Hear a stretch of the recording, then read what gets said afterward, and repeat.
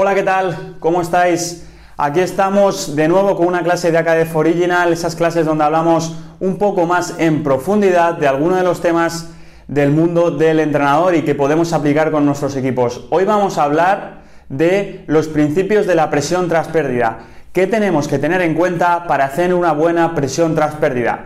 Vamos a hablar de los diferentes matices, tanto individuales como grupales, que podemos tener en cuenta con nuestro equipo para luego tener efectividad en esa presión tras pérdida. Así que vamos a ver esos detalles más en profundidad de esa transición defensiva, de esa presión tras pérdida, para ver cómo también podemos aplicarlo y así vosotros vais a tener más herramientas para poder utilizarlo en vuestro equipo con más efectividad. Lo primero que tenemos que saber y lo que tenemos que manejar es que el juego es un ciclo. Entonces, en esta clase vamos a poner una especial atención en la fase de la transición defensiva, especialmente en la presión tras pérdida, pero no podemos hablar de la presión tras pérdida o de la transición defensiva sin obviar el resto del ciclo del juego. ¿Por qué? Porque esa transición defensiva va a venir determinada por las fases anteriores, es decir, cómo tenemos el balón va a condicionar el tipo de transición que podemos hacer y el tipo de transición que no podemos hacer. Como decía Guardiola, que ahora veremos un vídeo donde él nos lo explica, la transición de aquel Barça tan espectacular que él construyó era brutal, esa transición defensiva, esa presión tras pérdida, esa regla de los 7 segundos que decía él, de que si en 7 segundos no recuperamos el balón, hemos hecho mal el trabajo. Él decía que si en esos 10-15 pases previos donde ellos habían construido la jugada, era imposible tener esa gran presión tras pérdida y esa gran transición defensiva. Entonces, podemos poner el foco en una de las fases, pero sin olvidarnos de que el juego es un ciclo y que cada una de las fases anteriores va a condicionar la fase siguiente. Puedo distinguir, pero no puedo separar, porque es algo que siempre va unido y el juego es un continuo que nosotros no podemos separar. Pero sí que podemos distinguir cada una de las fases y prestar especial atención a alguna de ellas, como es en este caso a la presión tras pérdida y a la transición defensiva. Vamos a ver esa breve explicación de Guardiola en cuanto a este tema del ciclo del juego y de la transición defensiva, y seguimos hablando un poquito de algún aspecto de esta presión tras pérdida. Generally, you recover it in 4 or 5 seconds through efficient pressing. Why is your pressing so efficient? Because we are the distance between us is short.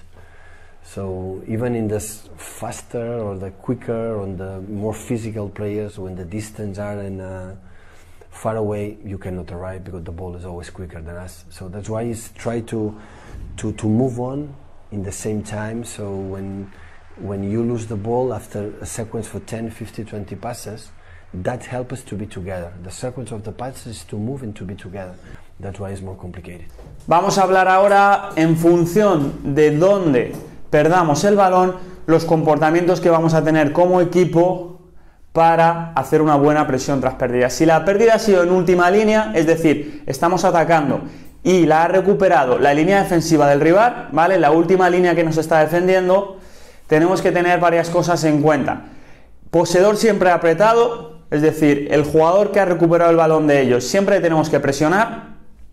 Es importante que el jugador nuestro que vaya a presionar a ese poseedor del balón, que no sea desbordado fácil, porque muchas veces los jugadores cometen el error de ir demasiado rápido a ese jugador y voy tan rápido que con un recorte quedo desbordado y ya toda la presión tras pérdida se nos va al garete por una mala presión individual a ese jugador que tiene balón. Entonces es preferible ir un poco menos rápido a esa presión, pero que ese jugador sí o sí nunca sea desbordado. Eso es fundamental, que el poseedor del balón tiene que estar apretado, pero no ser desbordado fácilmente, porque si no estamos dando mucha ventaja al equipo contrario y nos van a poder hacer un contraataque con más efectividad. Luego, los cercanos, referenciados en marcaje individual, los jugadores cercanos a ese jugador que tiene el balón, referenciados en marcaje individual, normalmente vamos a tener superioridad posicional porque les vamos a pillar de espaldas, al ser esa pérdida en última línea del rival. Referenciamos en marcaje individual de tal forma que cuando jueguen con ellos le voy a pillar de espaldas, incluso le puedo anticipar y tengo esa superioridad posicional con respecto a él.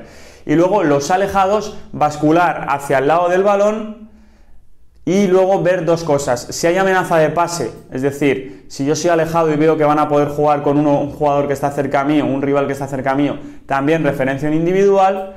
Y si soy alejado pero no veo ese riesgo que vayan a jugar con esos jugadores que están cerca mío, basculo hacia el lado de balón pero con un movimiento diagonal hacia la portería, por si hay un juego directo, estar más cerca de esa segunda jugada, o si hay un balón vertical del rival, si hay una segunda jugada, estar más cerca y que tengamos superioridad defensiva en torno al balón. Ahora vamos a ver si la pérdida es en la línea de medios.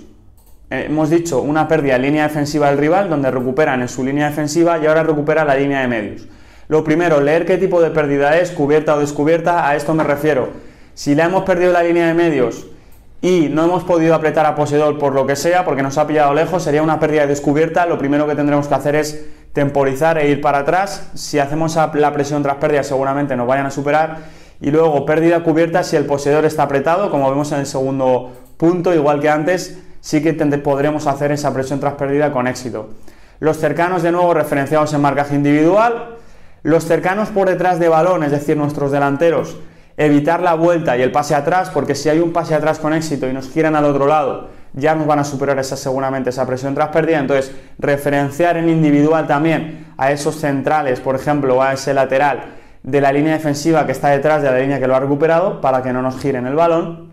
Y luego, de nuevo, los alejados, bascular con un movimiento diagonal hacia la portería para poder ayudar y tener superioridad defensiva en torno al balón una vez el rival quiera hacer ese contraataque de manera vertical. Ahora vamos a ver si la pérdida es en primera línea, que tenemos que tener en cuenta, es decir, su línea de delanteros ha recuperado el balón y nos hace un contraataque. Entonces, ¿qué tenemos que tener en cuenta en este tipo de pérdidas? Pues si ha sido en primera línea, seguramente es una pérdida de descubierta, una pérdida que no podemos presionar, porque si la presionamos, el rival viene con el balón de cara y va a ser demasiado arriesgado el presionar a ese jugador por el espacio que dejó a la espalda, aunque tendríamos que leer el contexto. Si solo está ese rival que viene hacia nosotros, podríamos ir, pero normalmente no. Entonces, normalmente lo que tenemos que hacer es temporizar cerrando dentro en forma de embudo, ¿vale? Temporizo hacia atrás, importante, bien perfilados, que no haya pases interiores, que jueguen por fuera, y si me meten un centro lateral es un mal menor.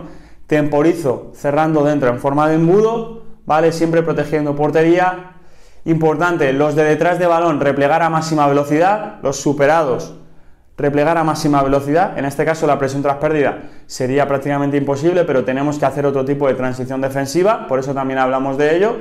Los de detrás de balón tienen que replegar a máxima velocidad, siempre en diagonal hacia portería. Muchas veces cometemos el error de replegar en línea recta y al final muchas veces no llego a participar en la acción. Tengo que ser útil lo antes posible para colocarme detrás de balón y poder participar activamente en esa defensa. Para eso lo mejor, replegar en dirección hacia la portería, ¿vale? No en dirección en línea recta. Y luego una frase que es fundamental, que es último no salta a penúltimo. Si nosotros tenemos un jugador en última línea haciendo esa temporización y salto al jugador que tiene balón dejando uno atrás solo, estaríamos realizando esa acción de último salta a penúltimo, y eso es importante que lo recalquemos, que eso no puede pasar, a no ser que el poseedor del balón ya esté en una situación tan clara de tiro a puerta que no nos quede otra que salir. A no ser que sea esa situación de un tiro súper claro a puerta, último no puede saltar a penúltimo. Siempre temporizar, si me mete un gol de fuera del área o un golazo, pues nos ha metido un golazo, pero no dejar la opción de 1 contra 1 con el portero, porque es la opción donde el rival va a tener la máxima posibilidad de hacer gol. Entonces, mejor temporizar, replegar y último no salta a penúltimo, a no ser que sea una situación muy clara de tiro.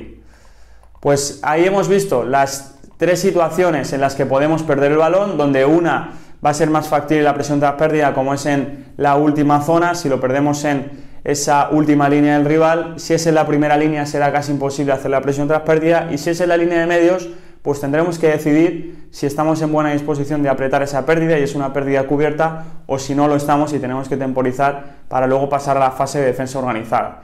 Espero que os hayan gustado estos tips de la presión tras pérdida, y también sacaremos un vídeo en las siguientes semanas de cómo aplicar esto con algún ejercicio en vuestro equipo y cómo ver gráficamente estos tips que hemos hablado con algún sistema de juego en concreto, que yo creo que puede ser muy interesante por si utilizáis ese sistema de juego o por si cogéis ideas para aplicar con el vuestro, ¿vale? Pondremos un sistema de juego y veremos estos tips, pero ya aplicados a un entorno de un partido de fútbol y a un contexto real.